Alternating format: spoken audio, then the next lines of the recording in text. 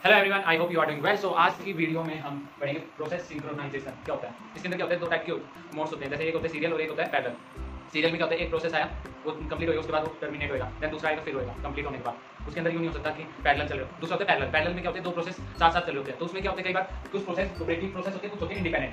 Cooperative और independent में अंदर आप समझ गए होंगे, इंडिपेंडेंट उनको अंदर नहीं पड़ता, इंडिपेंडेंट है वो तो। बट कोऑपरेटिव में क्या होता है, कई बार वो शेयर कर रहे होते हैं, कोई कॉमन चीज होती है उनमें। क्या करते हैं, बेसिकली शेयर करते हैं, शेयर कर रहे हैं या कॉमन चीज है।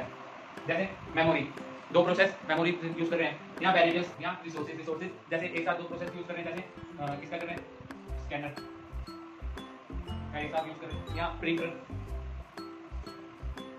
यहाँ उनके बीच में कोड भी सेम हो सकता है। रिसोर्सेज में एक कोड लिख सकते हो आप, सीपीयू एक साथ दो प्रोसेस कर रहे हैं।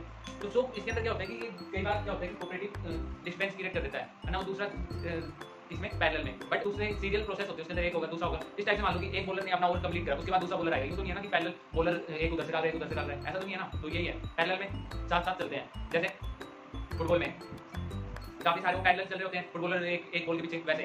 तो इसके अंदर कॉमन होगा, कोऑपरेटिव प्रोसेस में कॉमन होगा, जैसे मेमोरी एक साथ मतलब शेयरिंग होती है। इसके एग्जांपल के थ्रू समझते हैं। जब मान लो एक प्रोसेस है ए, एक है बी,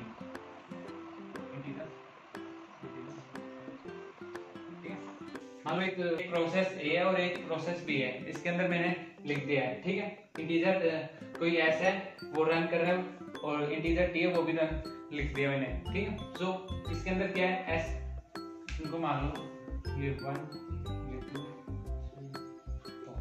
तो स्टेप 1 पे है, तो इंटीजर रन क्या वैल्यू हुई 8 यहाँ पे 8 हुई, ठीक है। देन यहाँ पे आएगा माइनस माइनस, सो 8 की यहाँ पे क्या वैल्यू हो जाएगी 7। देन स्टेप 3 पे आए, 3 के अंदर क्या हुआ, स्लीप, मतलब सीपीयू यहाँ पे बंद नहीं होगा, ध्यान रखना।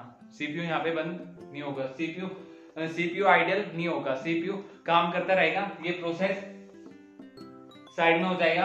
अब प्रोसेस सीपीयू पूछेगा कोई और प्रोसेस है, हाँ है, कौन सा, बी। अब बी को वो स्टार्ट कर देगा करना। सो यहाँ पे क्या है 8 होगी यहाँ पे वैल्यू, देन प्लस, सो अब यहाँ पे क्या होगा 9 हो जाएगा, 9 हो गया, डन। देन इसके अंदर स्टेप 3 के ऊपर आएगा, सो स्लीप, इसके अंदर स्लीप दे रखे हैं। देन अब वो देखेगा कि और कोई प्रोसेस है ए, अभी टर्मिनेट नहीं हुआ है। सो अब ए के ऊपर आया स्टेप 4 के ऊपर, सो यहाँ पे 7 वैल्यू होगी, सो ये 7 दे देगा। सो अब यहाँ पे अपडेट होके क्या आ जाएगा, 7 आ जाएगा। अब यहाँ पे अपडेट हो जाएगा और 7 आ जाएगा।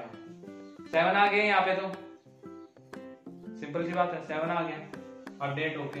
देन ये अब यहाँ से निकल जाएगा, ये टर्मिनेट हो गया, एक प्रोसेस बाहर निकल गया। देन अब जो सीपीयू है वो सीपीयू अब क्या करेगा, अब वो बी प्रोसेस को रन करेगा। अब बी को करेगा, बी के अंदर क्या होगा कि अब रन टी की वैल्यू क्या है 9। सो अब ये यहाँ पे अपडेट हो जाएगी, 7 से अब 9 हो जाएगी। क्या अब ये सही है, आप कहोगे सही है, नहीं है, कैसे नहीं है। हमने पहले माइनस करा देन प्लस करा, मैंने यहाँ पे प्लस -1 करा, यहाँ पे +1 करा। सो हम एक बात बताओ,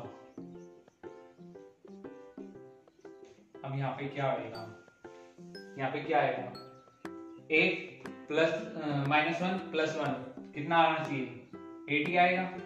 बट यहाँ पे क्या आ रहा है 9, क्योंकि ये पैरेलल चल रहे हैं इस वजह से। अब यहाँ पे क्या नहीं है, यहाँ पे प्रोसेस सिंक्रोनाइजेशन नहीं है, दैट्स व्हाई, इसलिए हमें प्रोसेस सिंक्रोनाइजेशन की जरूरत पड़ती है, क्योंकि कॉमन होते हैं। सो यहाँ पे अब यहाँ पे डिस्टेंस क्रिएट कर रहा है, मतलब यहाँ 9 कर दिया, so that is not right, पता है। So that's why we need process synchronization. So हम आगे पढ़ेंगे कि इस चीज को कैसे सोल्व किया जाए, कैसे इजीली। सो पढ़ाई करते रहे, ऑल द वेरी बेस्ट, काफी इजी है प्रोसेस सिंक्रोनाइजेशन। Keep smiling.